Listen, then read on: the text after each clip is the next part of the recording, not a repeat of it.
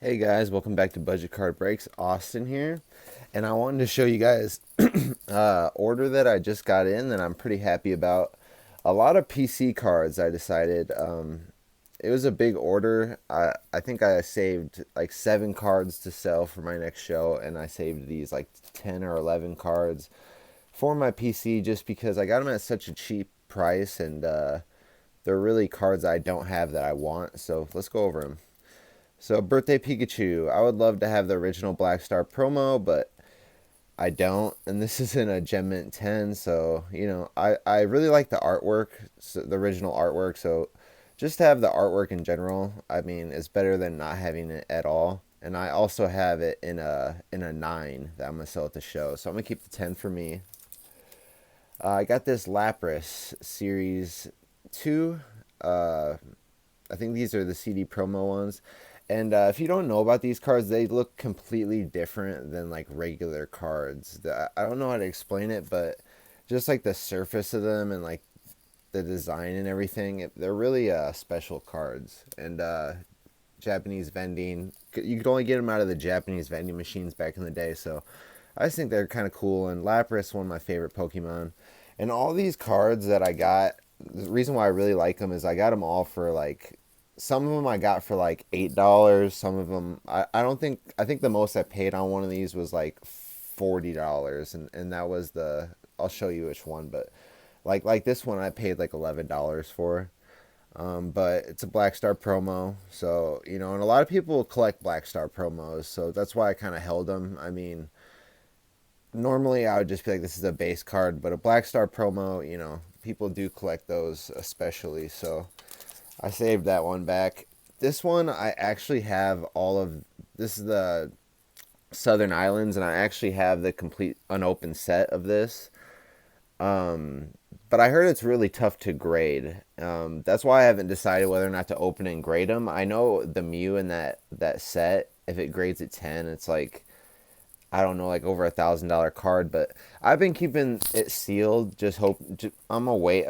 I don't know, 5 or 10 years on that and see if it's worth more to keep it sealed or open and get it graded. But I figure this one's a good one to keep because what if I end up getting a 9 on this card when I grade it later in the future? I have this 10 copy, and it's got the Dragonite in the background, which to me is really nice because Dragonite's definitely like in my top 5 favorite Pokemon. And then we got this one. This is just a unique card. It didn't grade well, but I paid $9 for this card. Just a Ditto from 2000 Tops. Cool background though. Got the Surfing Pikachu. Just a unique card you don't see every day. So, and for the price I got it. This card, normally I wouldn't keep this, but the birthday set is going to get old. The celebration set's going to get older and older. This is in Gem Mint 10. I do have the original Venusaur. No, that's a fake one. Not in first edition, but it's in much worse condition. Like if I graded it, it'd probably get a 6. So this is like my favorite artwork in the entire Pokemon for some reason. I don't know. I really liked it as a kid, so I'm gonna hold on to this one, even though it's celebrations. It's still a Gem Mint 10. And like I said, when it comes to my Pokemon collecting, I do not have very many high grade cards, so because I know how hard they are to find in older cards and how hard it is to raw to grade. Gem Mint 10 is very hard. Again, Vending Series 3, I really like all the Vending Series. If it was up to me, I'd have all of them, but I haven't got that quite deep into collecting. I'm still scratching the surface with Pokemon, and that's why I enjoy it a lot as the sports sometimes, just because it's so much cheaper, and you can have just as much fun with way less money. And like I said, I've been saving for the national card show. It's still months and months away, but I don't make that much money, so I've started saving now. And in the meantime, like buying Pokemon cards is just so much cheaper. Like this was like $20. Makes me just as happy as like a $250 card that I'd buy in sports. I just have an expensive palette in sports at this point, so and not so much in Pokemon. Cheaper Pokemon cards can make me happy, but so again, a vending series. If you really look at the card, they're just designed totally different than the regular Pokemon cards. I don't know how to explain it, but they just look different. And at the time, you could only get them out of vending machines, so it's kind of cool. Cool history to Pokemon. And to find in a 10 is even more difficult. So I actually have this card raw, but and it was actually from my childhood. I actually the card that I got from going to the Pokemon movie as a kid. Still have it, but it is in terrible condition. It has like a big bend right here, and I was gonna grade it, but I'm glad I have this copy in 8. I think I did pay like $40, which is the most expensive card in the thing, but I think well worth it. This is an iconic card, and tougher to grade than a lot of people think. A lot of people got these at the movies as kids and did not keep them in good condition, like me. Mine would not grade anywhere close to an 8, so I'm going to hold on to this one because it's a good copy, like I said. This card I also have raw, but would never grade a 9. It also has like a big bend. It's another childhood card I had, but it's a Black Star promo. And like I said, Black Star promos, I do not know people personally, but I know there's people in the hobby that collect Black Star promos. So it's not a bad card to hang on to. It's not just another old base card. It's actually Black Star promo, like I said before. So then we got this. I have a raw copy of this as well, but it would just grade way lower. A 7 isn't that high, but this is what I gotta show you. Like a 7, guys. Look how clean this is, and this is how you gotta think of when you grade cards. Like it's got that one corner, but I mean that's pretty much it, and that's a 7. So a lot of people send cards in, they think they're going to get great grades, but they don't realize how clean these cards really have to be to get really high grades. Like, to me, yeah, 7. This would grade a 7. But a lot of cards that I buy on TCG Player and stuff like that I buy near mint, they come like this. Usually they look pretty good, but they'll have something wrong with it. So people don't realize how hard it is to get those really high grades, and that's why they carry a premium. But 7s are fine with me. To me, it's really just about having the artwork of the card, especially with these older cards, because this is another card I had as a kid. I think I still do have the card, but like I said, it's probably like in PSA 3 condition or something. This was a card I was on the fence about holding on to because I didn't really collect during this era, but I just thought it was a cool looking card, Greninja. The Gold Star, I didn't collect during that era or know much about it, but I know they're really rare cards and just a cool artwork. And I believe long down the line, not anywhere soon, but like, maybe next Pokemon 25 years, I believe that these cards will have, a big jump at some point. It's going to be a long time, but so I want to hold on to some of these cards. This is only an 8, but I still really like the artwork, so I'm going to hang on to those. And now I'll show you more cards I'm going to sell. And this actually completes, I'm not doing any more inventory shopping. If you guys have noticed, I have probably bought about, I would say 100 more cards for this show. And I already had about 100 prepared. So I'm going to have a couple hundred slabs out on the floor. Luckily, I have 2 6-foot tables. And I'm also going to have like a dollar bin, a $5 bin, and a $10 bin of non-graded cards. And I'm going to do some Pokemon mystery packs, which I have plans for like cards like these and these.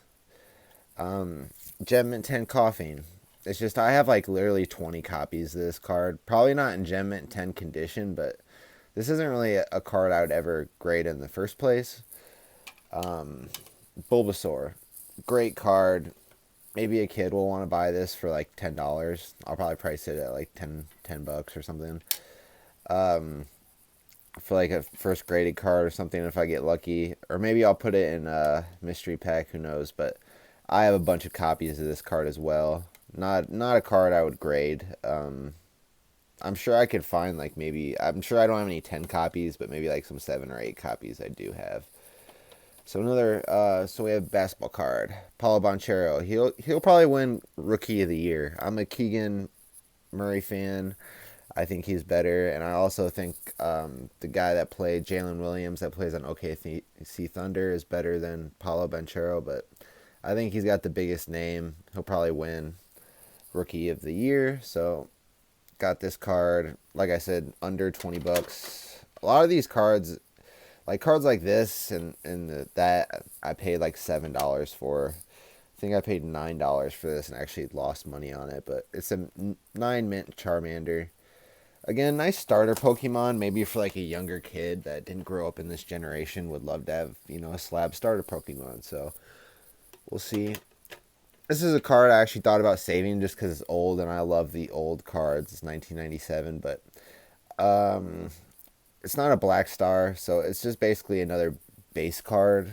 So I just felt like there's not really any need to hold on to it. It's not going to go up in the future, and I'm not a huge Electrode fan, so thought might as well try to sell it. Same thing with the Dark Rattata. I actually have, I believe, the same copy in, except it's hollow in my binder, which is also a pretty cheap card. But yeah, Dark Raticate, Mint 9. Try to sell that. And lastly, he's super hot, Tyrese Halliburton. He played at Iowa State too, so this should be a very easy card to sell because I'm in Iowa. Tyrese Halliburton rookie card, Mint 9, doing great right now in the league. So yeah, these are the cards I'm gonna put on the floor. You're like, damn, you hung on to all the good ones. Yep, that's kind of how it goes. I'm a collector first, a seller second. Like I said, this is my first show, and a lot of the reason why I'm doing this show, I'm gonna do fair prices, guys. Like, if I bought a card for like this card, I probably bought, I don't know, probably $19. So I'll probably price it at 30 and go down to 25, make $5 on a card. I mean, I don't think that's really piece of shit stuff. And cards like this, like, I'm not gonna be an asshole about this. I paid $10 for this. I'm trying to sell it for like 12, $15, or put it in a $30 mystery bag. I'd probably put in the mystery bags. I plan to put a slab in, 5 random, like probably like 2. Um, how do you say it? Modern. I always say they're all alt arts, but I realize alt arts are super, rare. Like VMAX or whatever cards, I'll probably put like 2 of those in there. Maybe like 3 vintage cards, and then a coin with a card. And then most of them, don't get me wrong, I'll be profitable on selling 30. I'll probably put like $20 worth of inventory in there. But I'll also have a couple packs that I'll display the chase cards in, and actually have those in there. I mean, hopefully the kids don't pick those out first and I totally get fucked. But you got to have some nice cards in there. You can't just totally fuck people over on those things, which a lot of people do, but I don't want to be known as that. You know what I mean? I don't want to go to this show and people think that I'm a shyster, or that I overprice cards or anything like that. That's like my number one concern. I want to price everything fairly. I want people to think that I'm doing things right, and I'm not. Because I've been to plenty of these shows lately and just like thought in my head, like, some of these guys are just out to get people, like they're deliberately overpricing cards, not working with people. Like, I'm gonna specifically price all of my cards so I can literally haggle on every card, because I just know how people are. If a card's priced at 30, they'll say 25 or 20. They say 20, you shoot back 25, they'll take it because they feel like they won because they made $5. But the whole time you wanted to sell it for $25, or even 20, where you would have made money. But you want to price it with a little bit of room. Just because I feel like it's kind of douchey when people try to haggle and you're like, no, firm. People, even if the price is fair, they just feel like they won if you haggled a little bit. So anyways, I'm kind of rambling. Let me know what you guys think about these cards that I kept. I'm actually really happy about them because I feel like, a lot of them, I would say about half these cards I paid like literally in the single dollar digits. This one was an expensive one, I'll admit, but all the rest of these, literally, I mean, some of them were $20, $17, but I mean, some of them were like $9, $7, $11. I just think great deals on these kind of cards. If you're willing to hold, I mean, I think I could flip them easy. I mean, easier than these cards that I'm choosing to keep, obviously. The ones that I'm keeping are more desirable, but like I said, I'm a collector first, so I want the desirable stuff. I'm gonna, sell the stuff that I don't want. That's the motto. But anyways, it was good checking in, actually having a long conversation. I haven't checked in lately. It's just been a lot of work and a lot of stress lately. But let me know what you guys think. If you guys stayed this long, you're awesome. See you guys later.